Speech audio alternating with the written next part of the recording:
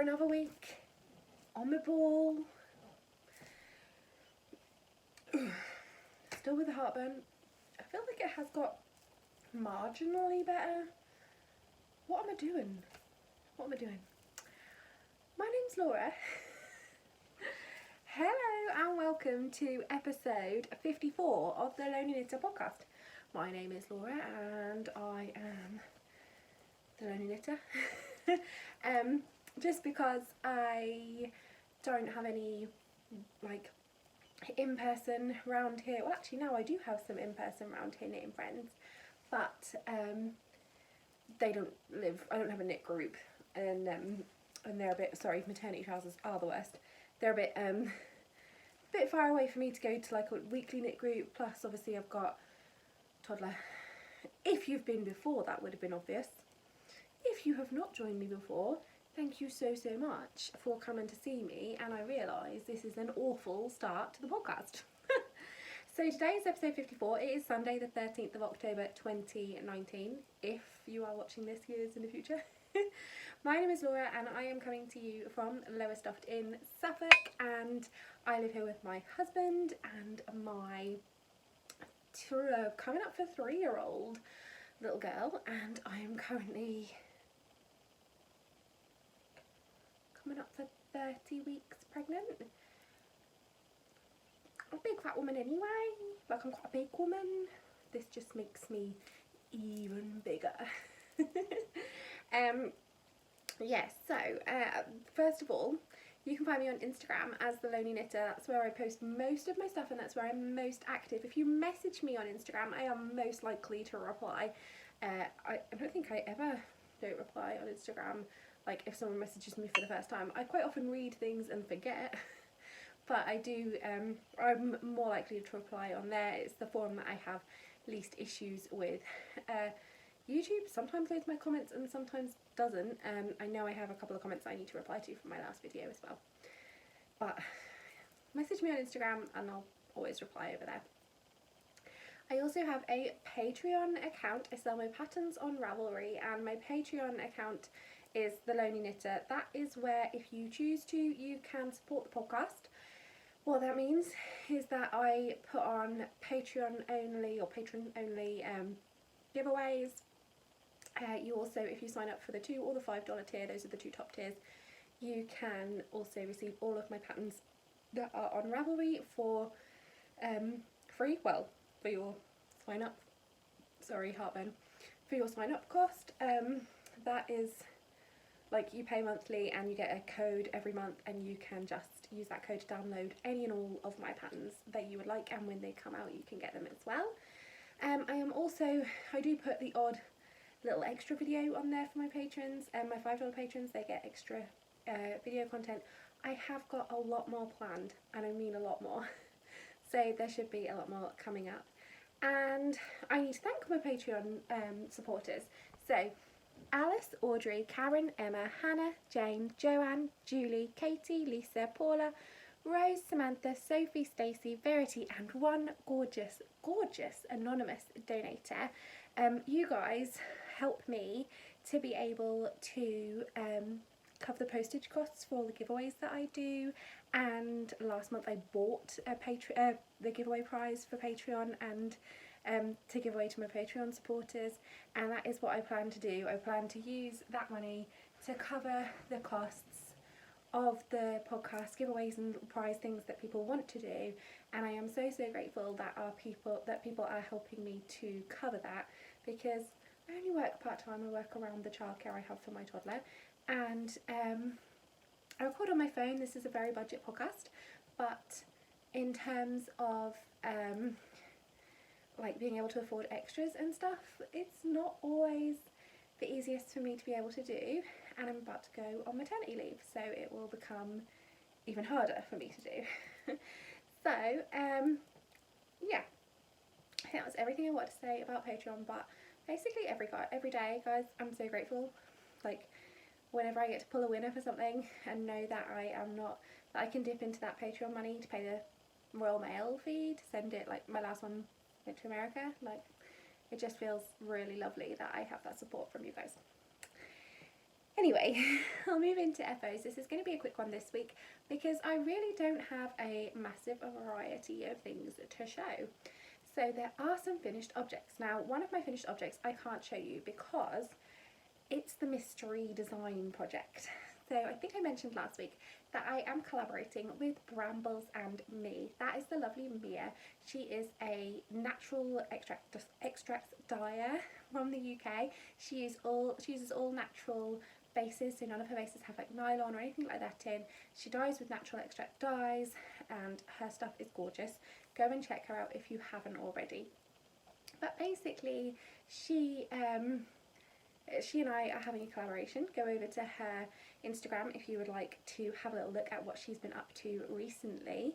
But she did announce that me and her were going to be doing a collaboration, and yeah, that is in the works, and I am in the process of finishing the design, and which is really finished.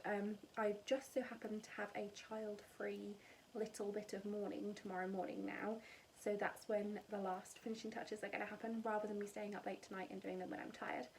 And I'm also sample knitting that design for her to have as well. So that's currently living in this bag. It's all wedged into this, or well, some of it is and some of it's over there. And yeah, this is a surprise. This is my Jack and Sally Nightmare Before Christmas bag from Duckpool Lane that I got last year, and it was my wedding knitting bag. I took that one with me and had my knitting.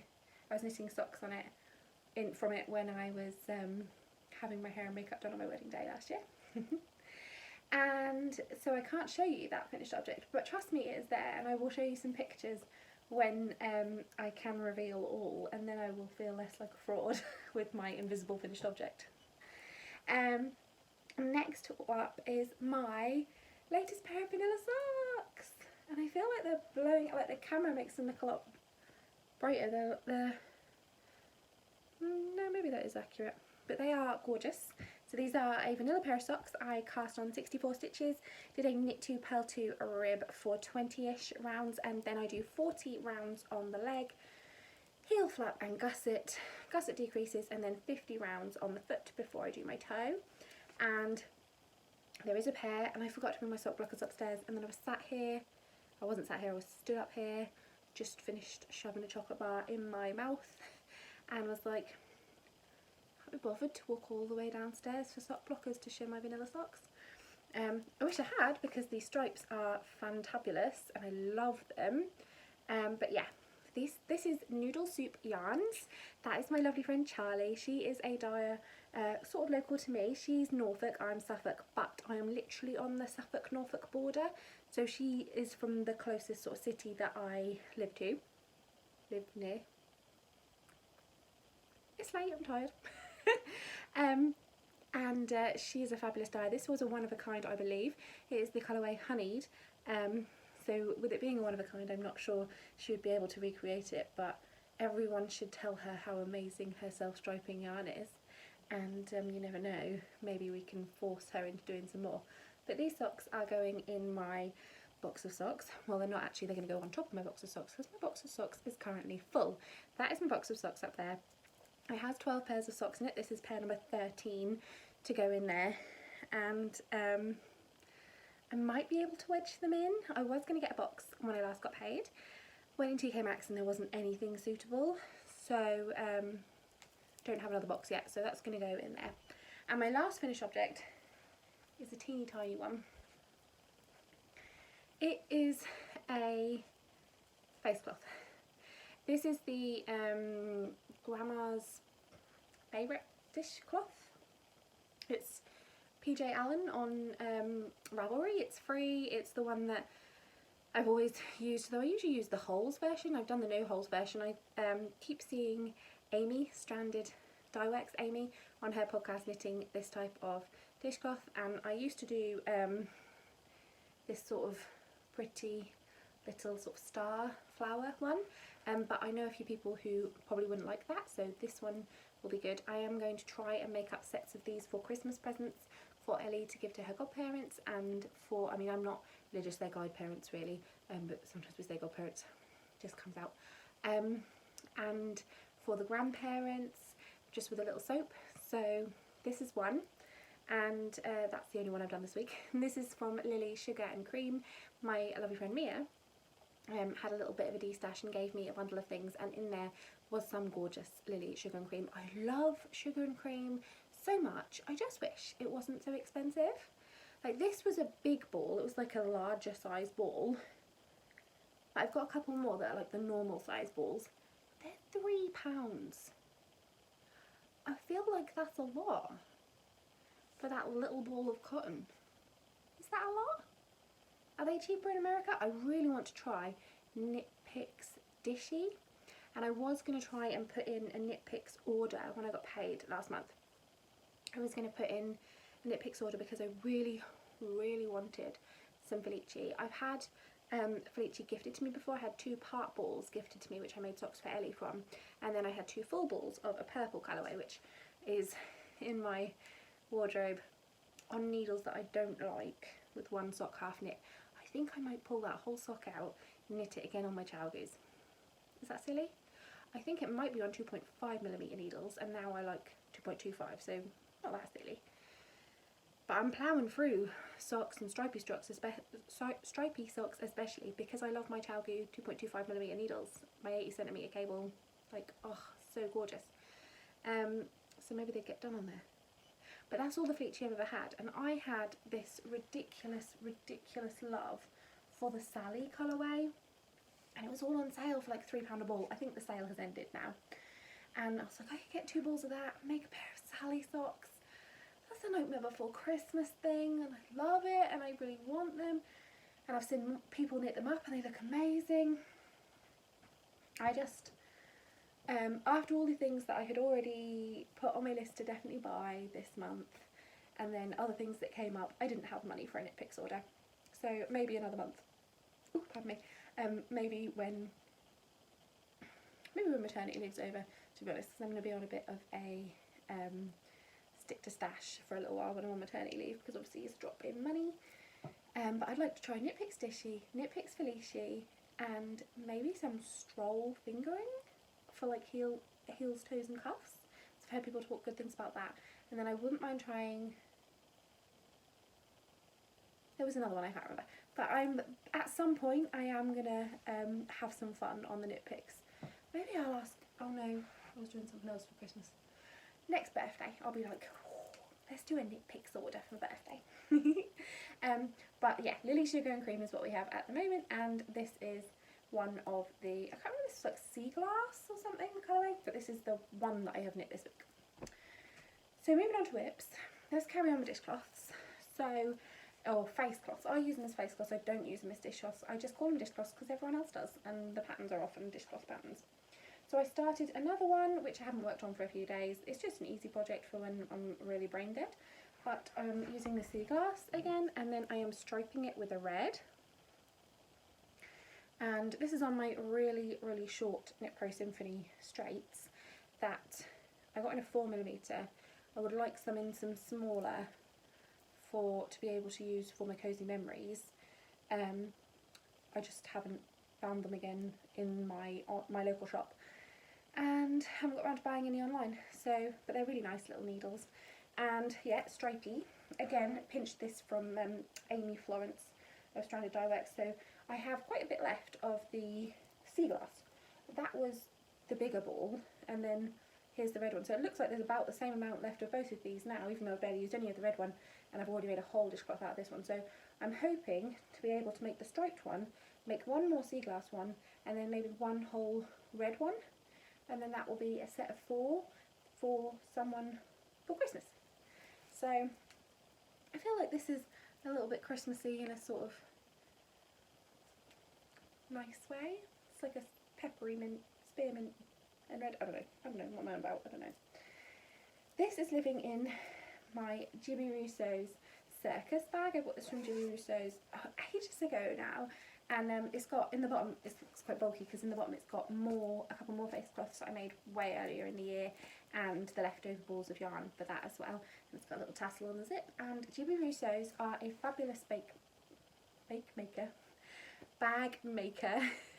They're a UK based Etsy seller. They're on Instagram and Etsy, and I've got quite a few of their bags because they are very budget friendly. So if you're looking for a project bag and you haven't got tons of money to spend, they are a really good place to go to get something fabulous, but also very, very affordable.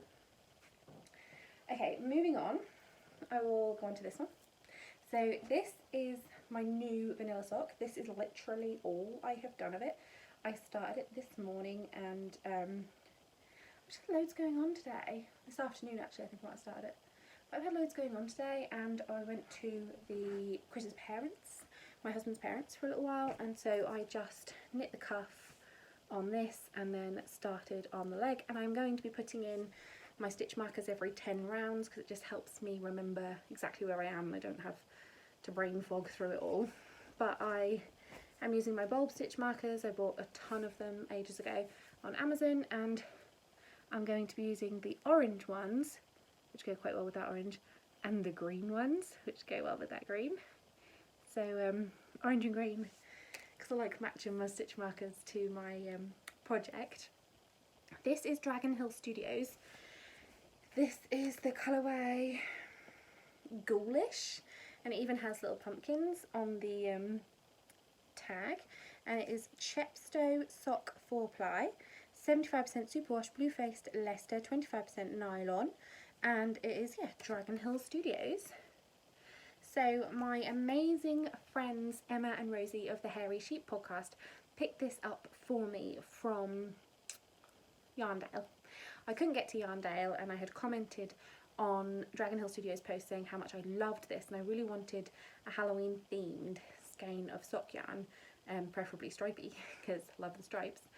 And Emma and Rosie saw my comment and asked me if they would like if I would like them to mule, it's hard, the yarn back for me. So I sent them the money and they bought it for me, and this is how it is coming out so far. I think it will be so much more effective once I've knit some more, because you, like, the rib breaks up how amazing this stripe is, but you can definitely see there how effective that is. That does not surprise me. I have knit with Dragon Hill Studios yarn before. It is just awesome. Their colourways are awesome, their stripes are awesome.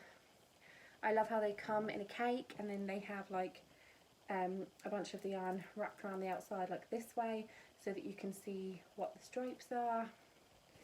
It's awesome. Anyway, that is living in my Jilly Makes bag, which was Stash Enhancement last week, and it is my Snoopy, Peanuts, Charlie Brown, pumpkin Halloween theme. They've got little trick or treat bags, and they're all dressed up. One's a pirate, and yeah, they're Halloween bag. It is my little sock sack at the moment, and it is one of these awesome ones that drawstrings up. You can use the drawstring as a handle on both sides, and then it also has that closure. If you go over to Jilly Makes on Instagram, she's running a giveaway. I don't know when it runs until, unfortunately I can't remember, but she is doing breast cancer awareness. I got a leaflet in my bag when I bought it, and she's donating some of her sales, I think, and she's also now doing a giveaway of a pink bag for I think it's Cura UK that she's supporting, but it's breast cancer charity because October is breast cancer awareness month. So go and check her out. Last whip, God, we are ploughing through. So I don't think I need to mention this again, but my mystery knit, did I mention that already? Is a whip. My brain is gone. That I really need to get finished this week, like really need to get finished this week. So I'm not sure how much I'm even going to have to show you next week. But my final whip is in this amazing cauldron bag from Craft House Magic. I showed this last week. I think this was Stash Enhancement last week as well. And it's, you can see the quilting, the stippling on there, and then the amazing quilting at the bottom. And it looks like a cauldron. It is Halloween themed. This was my 1 year anniversary present from my husband. Our anniversary isn't until the 27th of October, but I bought him FIFA and he bought me a cauldron project bag. We're both happy. And it is by Craft House Magic. Excuse the fluff on my bag. I live in a house with a cat, but yeah, she is amazing at free motion quilting. This is an incredibly well-made bag. You can really, if it's really padded, like you can feel the wadding inside or interfacing. It just feels really good, and it's got nice big pockets inside. Anyway, last week I also showed you a crochet hook, and I said that I think I said last week that I had sort of plans in my head that I would love to do a granny stripe blanket, and I wanted to use up some of my scraps. So I don't know if you can see it from here, probably not really, but there's a vase there that has a lot of scraps. That is now half empty. There's also a ton of scraps down here in another pile. Everything that's 5 grams or more it has plans for now. So I have at least a couple of people that I am swapping 5 gram advent calendars with, and then hopefully one person that I'm swapping 10 gram advent calendar with. I do need to double check with that person. I need to gather all of those. So I've been weighing everything out and putting everything aside, and so I should be using pretty much everything in the vase. But I have got way more bits and bobs around the house.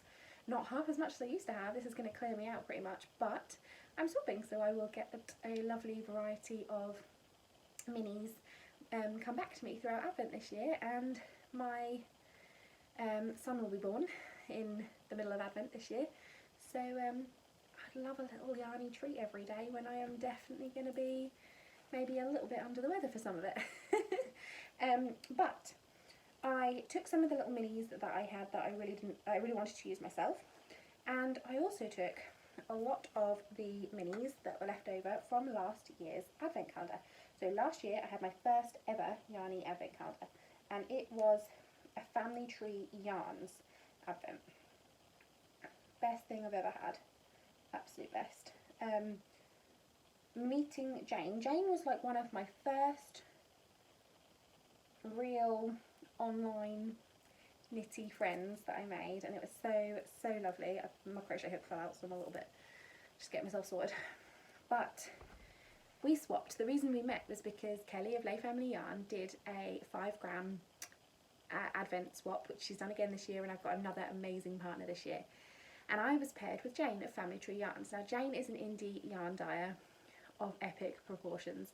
Jane is amazing. I've bought yarn from Jane many times since. She's sent me stuff for the podcast. She is a lovely friend, and I really enjoyed opening her advent last year.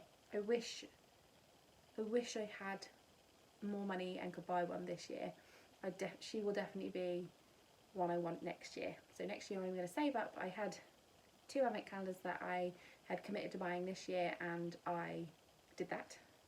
Next year, Jane's, as long as she does one, please do one, Jane.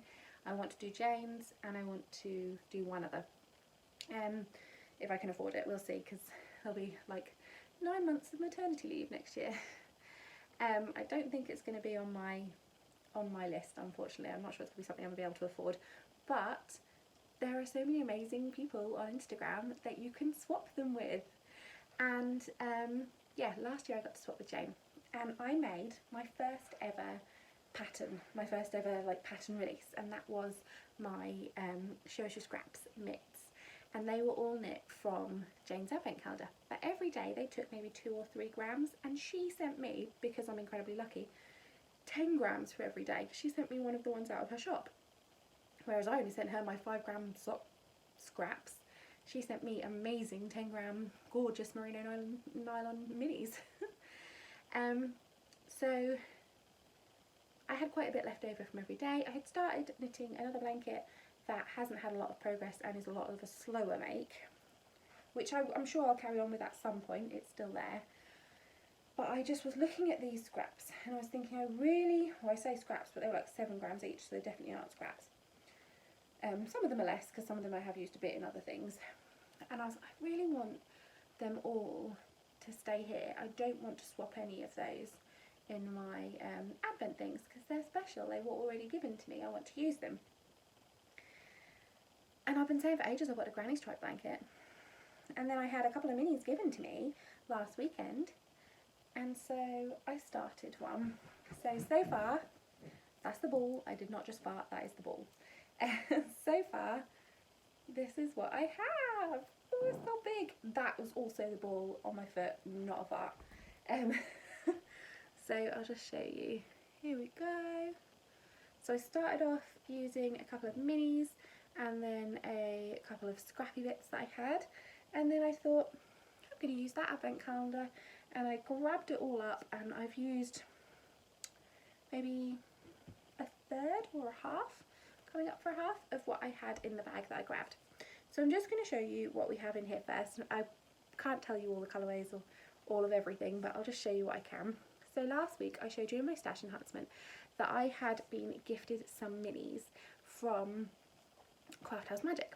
So they were 5-gram minis, I think, and the orange one, which I used to cast on, I wish I hadn't used it to cast on because it is gorgeous, and I wish it was the trebles rather than just the cast on. There is a little bit at one end where it becomes trebles, I think. Yeah, here you can see it in the trebles, but that orange is so beautiful. But look how many trebles I got from the end until here, and then it ran out because obviously I did my chain, and then I went back and did double crochet in every one of those, and then I started doing trebles. So it went a long way, but I wish I had used a different yarn and got it in a proper line to show it off more, because it's so pretty, and now I don't have any more. So that was gorgeous. That's Pumpkin Patch by Craft House Magic. And then the blue line, that is like the first proper row of trebles along the blanket, I think that was Cloud Busting, because Ellie did label her minis that she gave us, thankfully. And then, now I can't remember, this one is like a red and white micro stripe along here, and it's a Christmas one. Did I still have the little teeny tiny, because they were minis, I did have the teeny tiny little like ball bands. Jingle Bell Rock was that red and white one. So those were all Craft House Magic minis that started it off. And then we went into a few scraps that had been gifted to me, and a couple of swaps.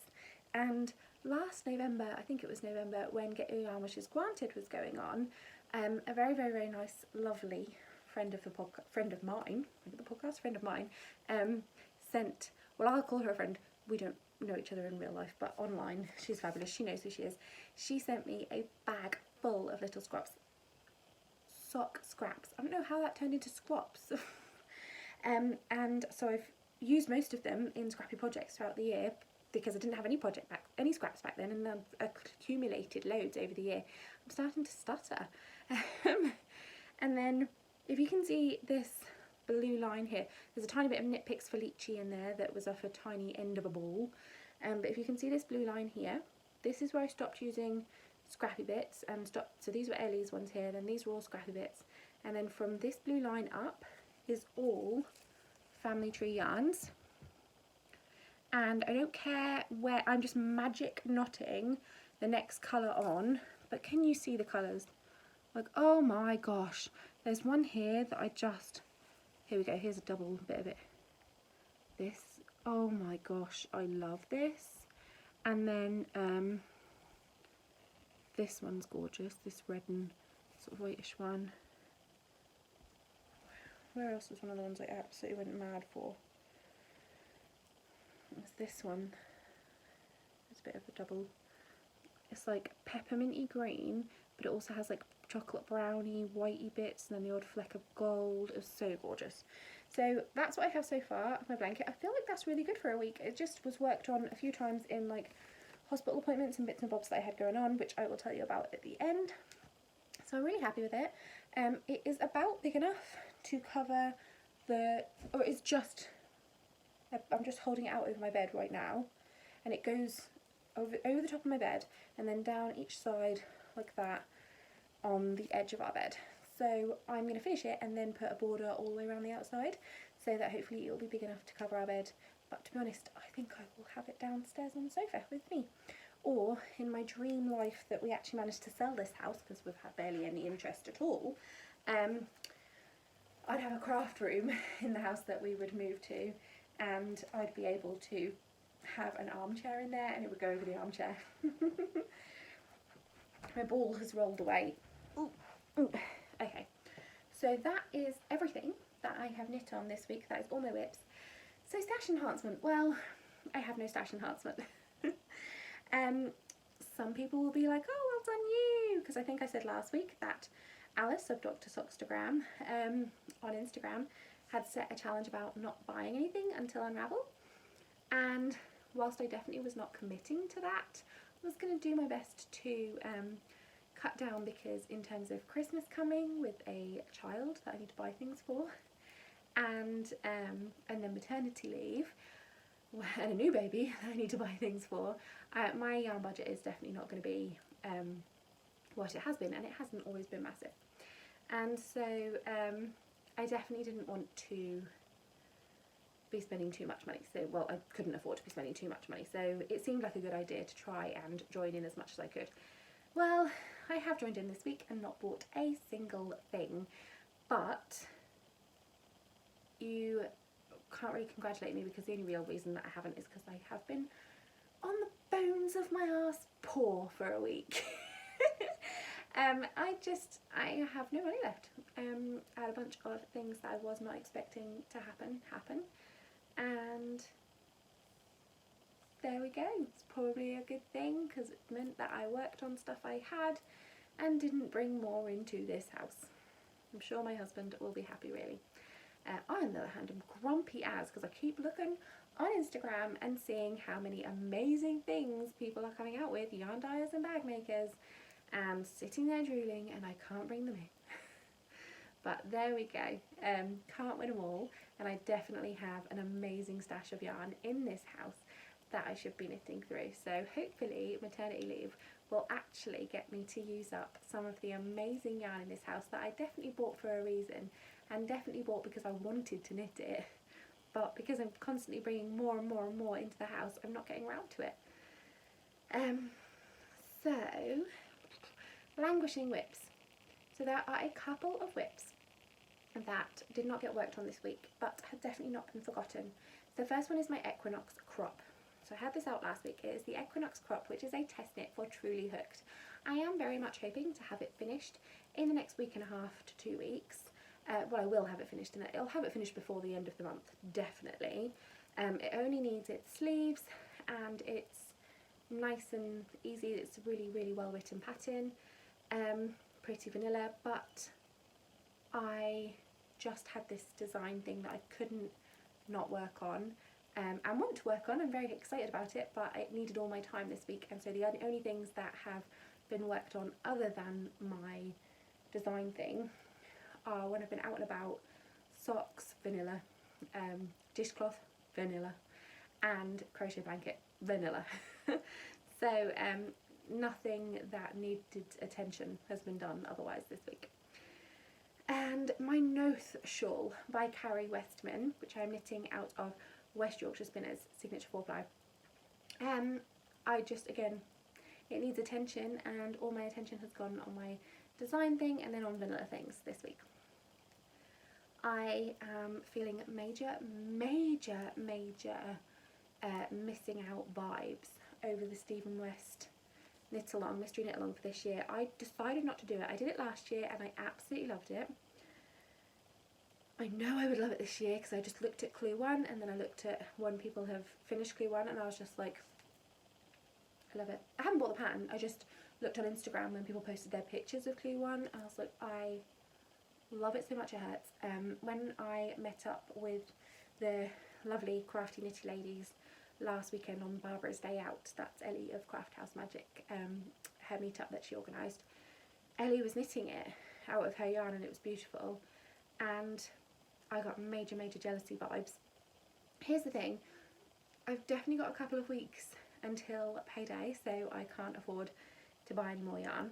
I definitely have a lot of yarn in this house, but nothing that would be suitable. It calls for like 2 and 2, I think, whereas last year it called for like 4 or 5 skeins, and I had everything in stash apart from the mohair, so I just literally went and bought the mohair, and then I was in and I was stash busting because I was using like 4 skeins of yarn out of my stash, and I was very happy, or 5, can't remember. But this time round I would have to buy yarn to do it, so I need 2 skeins of one colour and 2 skeins of another colour, and I just don't have the cash right now. And maybe that's a good thing, because I have tons of stuff to work on. I just get the real missing out vibes whenever I see other people enjoying something and I'm like, I want to do it. And I know I would love it, especially now it's in that like star first bit of it. Oh, it looks so pretty. So pretty. So I am very jealous and I am constantly stalking the hashtag on Instagram. And I probably won't knit it if I don't knit it as part of the mystery knit along. It just probably will never happen because they're quite big projects, his projects, and it just won't happen. It just won't happen unless I am doing it with tons of other people as part of a knit along. It's not going to happen. So I think that's everything yarny that I want to talk about this week. All I've got left to talk about is a bit of a week in review because I've had quite a bit of like stuff going on pregnancy wise and other bits and bobs this week, so I was just going to give you a little update and then I'll be done. So this week I worked Monday and Tuesday and I was in a bit of pain, just a little, not tons, and because it was my week where I worked too late, so I worked like 1:30 until 10:30 at night, which is quieter where I work. I was on my feet for a lot of it, but it meant that I got a couple of hours in the evening, both days, to sit down and work, and I wasn't as rushed as I normally am, so it was okay. I got through, and I had the next morning to recover before I had work in the afternoon again on the Tuesday, so I could sit around a lot and like rest because I have really bad pelvic girdle pain. Now, I thought it was just pelvic girdle pain. I did think it was strange because it was definitely different from when I had my daughter. I had really bad pelvic girdle pain when I was pregnant with my little girl, and that was around here and in sort of like here. But the pain that I was getting was in the lower part of my belly, along here. Now with my daughter I had an emergency cesarean, and I'm having a planned cesarean this time, and I have now got my date booked in, so I know when in December I should hopefully be having this little boy as long as nothing goes wrong. But this pain along the bottom here, it was more painful than anything else, and I couldn't understand what it was. So I had an appointment on Wednesday. I had a massive load of appointments actually.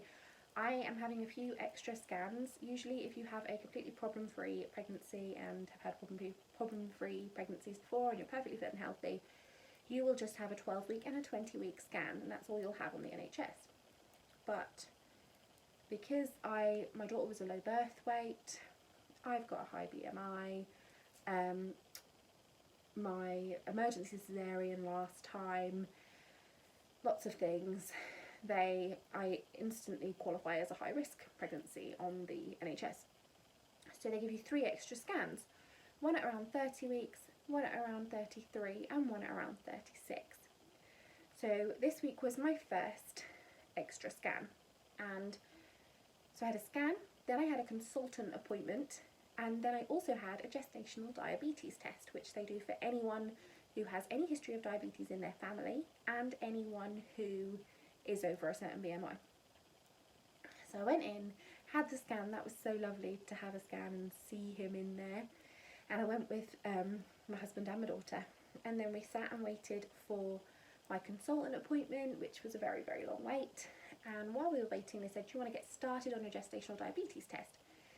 So if you've not had one before, the way that works is you go in with the nurse, they take your blood, they take a few vials of your blood, and then they get you to drink a syrupy drink that has a certain amount of sugar in. Now when I was pregnant with my daughter, it wasn't that drink, it was Lucozade, because Lucozade had the right amount of whatever in it.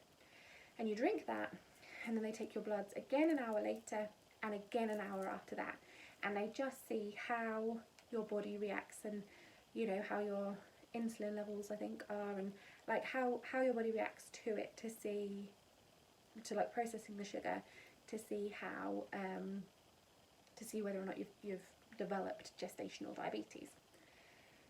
Now I can't drink fizzy drinks very well, so I don't drink fizzy, and I have a very bad gag reflex.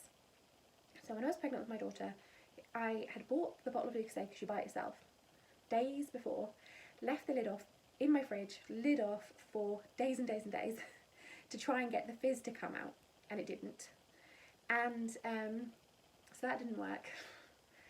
And then this time round, but I managed to stomach it. I had the test and I wasn't gestational. I didn't have gestational diabetes. This time round, the Lucozade recipe changed just after my last test with my daughter, actually. And you can't use Lucozade anymore. So they give you this syrup drink, and it's a citrusy drink. It's not a bad taste, it just tastes like lemony squash. It's the texture. It is like gloop, and if you look in it, it had like bubbly crystals, kind of like jelly that hasn't had enough water added to it. And it just looked like a little bit like phlegm, and it was a whole cup. So when I wasn't looking at it and I was just drinking it, I was fine, got to like 3/4 of the way down, accidentally looked in the bottom of the cup, saw the phlegminess of this drink and was like, that's disgusting. Told the nurse, I was like, jeez, I just looked in the bottom of the cup and I shouldn't have looked in the bottom of the cup. And as you know, if you've been watching for a very long time, I have incredibly bad morning sickness with this baby. And I could feel myself feeling sick. I hadn't been sick yet that day, but I hadn't had anything to eat or drink. All I've been able to have was a bit of water, so I hadn't had like anything heftier to drink. I hadn't had any food, because you're not allowed to eat for like 12 hours before the test. So I drank the whole cup. She was like, you okay? I was like, I feel a bit queasy. I just went and stood by the sink just in case. And I brought back just a little bit. And she was like, that's not much. That's probably fine. As long as you can keep the rest down, you're fine. Don't worry. I was like, can I just stand here for a minute? She was like, yeah, of course you can. And I just stood there feeling worse and worse. And then I went to her, I'm really sorry. I'm definitely going to be sick. And then I just brought all of this drink that I'd laboured over drinking all back up in the sink. I was gutted. And then I went to her, can I just drink another one and we crack on? And because it had obviously all come out. I'd just been going until I was just retching. And she went, no, you have to come back on another day. So I drank it all for nothing. Had my bloods taken for nothing. So they sent me back out to wait for my consultant appointment. And I saw the consultant. Chris and Ellie had to go home because it had been over an hour wait for the consultant appointment. And she's 2.5, or coming up for 3, and like, it's not easy to wait for an hour. We'd bought her some toys and some books. She had definitely got bored by that point. She'd eaten all the snacks. She was messing around because she's on the potty now, rather. She's not really in nappies as much anymore. She kept saying, I need a wee, so that we'd take her to the toilet just because she wanted to look at the toilets in the hospital. Yeah, so they went home. I saw the consultant on my own, explained about this tummy pain that I'm having here. And the only way I can explain it is like there's a string in my tummy around here, and then it's tied to another string at the bottom of my tummy here. And every time I'm standing up, that string is pulled taut, and like my belly feels incredibly heavy. Now, fair enough, there's a person in there, and you know, it's a big belly, but it's more than that. I never felt like this with my daughter, so I was like, I think there might be some sort of pelvic girdle pain issue going on. She was like, what do you mean? And I explained, and she went, go and lay on the bed. And I went and laid on the bed, and she had a good squish and hurt me so much. So she was squishing all along my C-section scar. And then she got me to feel it, and she said, like, there is a lot of lumps here. That's quite a lot of scar tissue. And when she was squishing and when I was crying out in pain because she was hurting me, she said, yeah, it looks like, or it feels like, because she couldn't look at it, she was feeling it, my scar tissue from my emergency cesarean with my daughter was a bit excessive, and it has adhered itself to my womb. So like where your womb is, and then this is really gross, I realise it might be too much personal information, but this is the weekly bit. The knitting was done. When I said like we can review, that's this bit. The knitting is done, you can go. But like, say this is my womb and this is my tummy and like C-section scar, and then everything wants to sort of move around and stretch and be bigger, but it can't because it is like glued there. And I wondered, like when I was at like Perth Festival of Yarn, there was some major times when I felt like I had to sit down when I was exhausted, and this pain was coming across the bottom of my belly, and I kept thinking, blooming blooming pelvic girdle pain. And it wasn't that. She said, no, the pelvic girdle pain is that feeling that you get down there and round here. That feeling is that scar tissue. And she said we'll talk about options, see how bad it was. If it looked like it was going to tear on its own, it was causing me really excessive pain, they could look at potentially surgery to cut the scar tissue. Surgery? They might bring my cesarean forward, or I might just be able to cope and just, yeah, take it. She just said take it easy. And I was like, wow, this is an extra thing that I didn't need. And it was causing me more and more pain. She was like, just take it easy. So I left. They were going to send me a letter to get me back in for another gestational diabetes test. Joy of joys. And Saturday I went to work. And I work 7 in the morning until 3:30 in the afternoon. I work in a pharmacy, and it's a busy pharmacy, and it's busy on a Saturday. And luckily I was working with an amazing pharmacist whose wife has not long had a baby, and she had complications, so he knows what it's like to have someone, you know, who that needs a little bit of extra care, and a really lovely other girl who was able to pick up some of the slack. So I didn't move around tons in my shift, mainly just dispensed where I stood, and managed to get a lot of the work done without moving around too much. The reason I decided I needed to do that was because right at the beginning of my shift I lifted up to a really high top drawer that was full of medications, stretched up to grab something, and it was like a ripping pain, went across my C-section scar and up my belly, and I just was in agony, and that was it. So had a little bit of a bad moment. I was just feeling very, very down, kind of feeling like a failure. I was already feeling like a failure because like the rest of Wednesday and Thursday and Friday we only left the house like twice. I took my little girl to her swimming lesson because that's not an issue, but I just felt like the Friday we went to my sister-in-law's and she had a play date with her cousin, but I just really felt like I didn't get her out of the house like I should have got her out of the house throughout the rest of the week. She wasn't as stimulated as she could have been, and I felt really down about that. And so I was feeling a bit of a failure, and then went to work and then felt like a failure at work, which I pride myself in being someone who plows around at work with a really good attitude and getting stuff done. So I felt a bit naff. Messaged my boss and just explained the situation and that I was really struggling. The company I work for are so lovely. Everyone is so understanding. Everyone just cares about your health and making sure that you are okay. My boss was nothing but supportive instantly.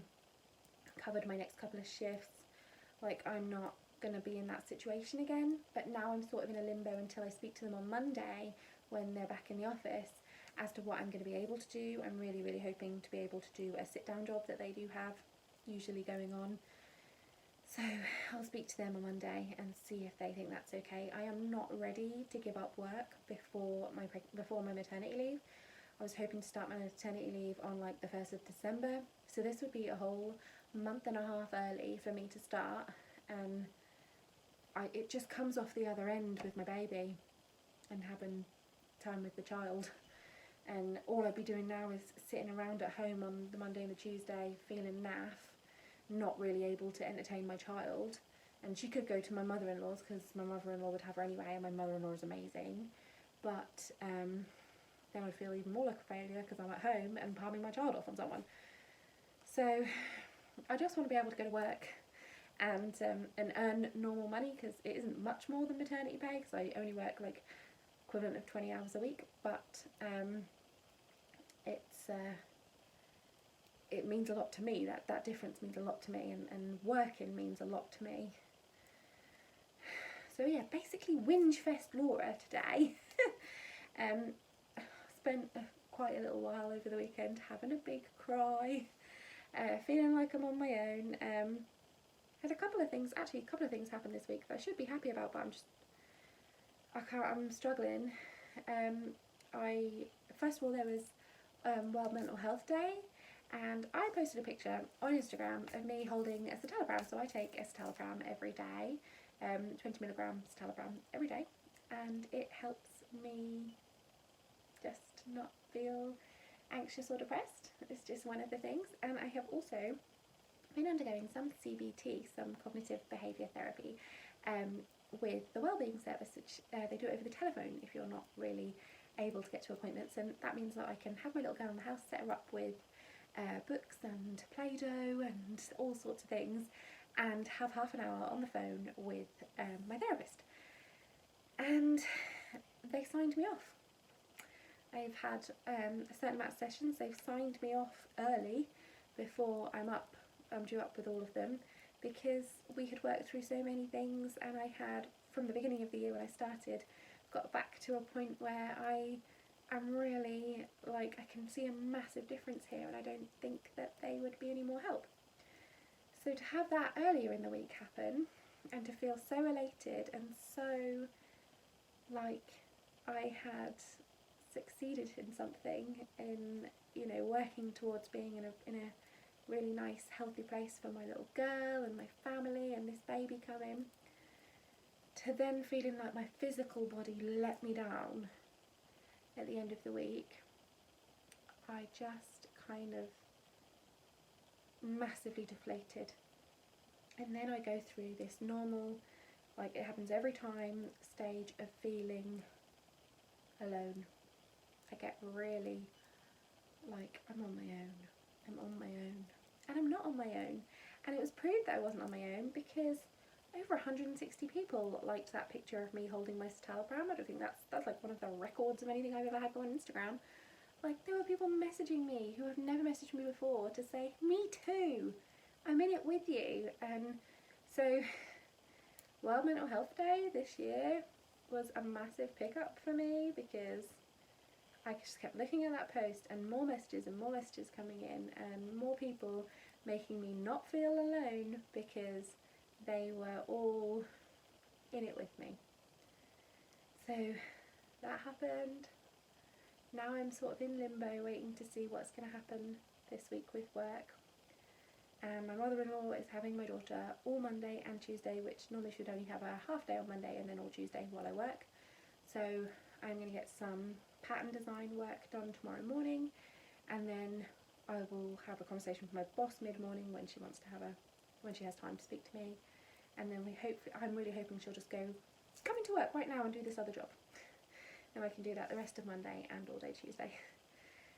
But I don't know if that's going to happen.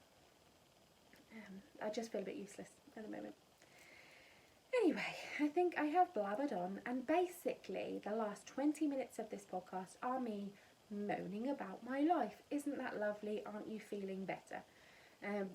Yeah, everyone comes here to feel good. I'm so sorry. But saying all this to my phone at like 8:30 on a Sunday evening, you are a whole another form of therapy for me, whether you watch to the end or not. Me being able to get this out makes a massive difference to how I feel for the next upcoming week, so I appreciate it, and I hope the bouncing on the ball this week has not been too over the top and made you too travel sick or anything.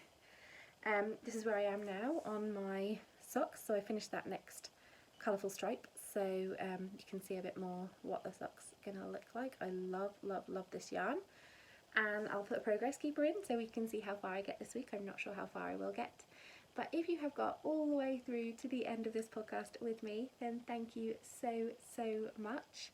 I really appreciate it, and come and chat with me over on Instagram because I love a chit chat.